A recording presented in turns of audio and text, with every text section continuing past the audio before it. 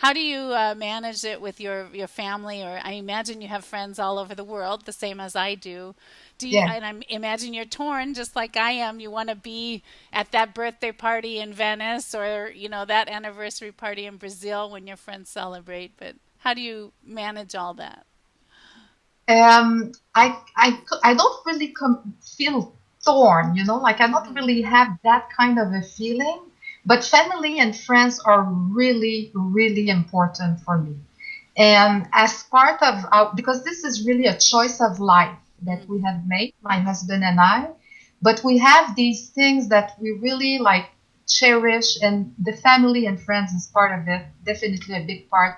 And we have these traditions kind of like that we have developed and Hmm. that we follow. Like, for example, it's like sacred for us. We go once a year to Montreal, which is our native city, and we go see our family and friends. So that is like we never missed a year. Uh-huh. And we, of course, choose the best time, which is the summer, because it can get really cold in Canada. But it's the summer. Although at the beginning, in the first few years, maybe the first 5, 8 years, I think we were going at like New Year. Ah, yeah. But then we changed for like the better. But sometimes we surprise them for the holidays, Christmas, New Year. Oh, that's fun. How wonderful.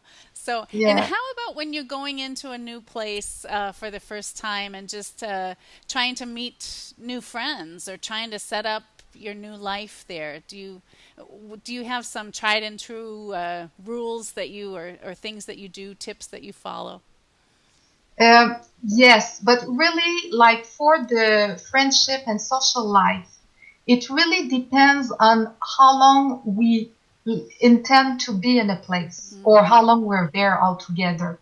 Because when you go to live in a place, let's say as an expat, a post for 2 years, it's like a whole completely different thing than passing by for 1 or 2 months. So, Mm-hmm. in our experience, at the beginning, because it was longer periods, I would really, because it takes time to meet people and so on. And I'm an entrepreneur. I work on my own.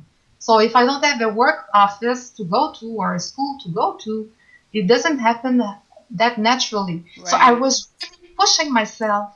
I would see somebody interesting in the street. Let's say a nice girl. I like her style. She looks fun. And I would literally go to her and say, "Hey, want to have coffee?" You know? And then also I had put ads. I had like all that plan that I started to put in place in every place that I was country that I was arriving for a long time. So it was ads, and then I was meeting people through my ads and putting things together, like organizing lunches or organizing activities, putting together, similar mind either through business or, art or whatever. And I was calling it even my brainstorm lunches at one point. But then when we got to travel for shorter periods of times in each place, then it changed naturally because we're like my husband and I, and we're like a little bit, I have to admit, in our bubble sometimes. Like Mm-hmm. we're just like the together of us, experimenting a country. So when you're there 1 month or 2 months, you're always a little bit still of an outsider and an Mm-hmm. observer walking around in that.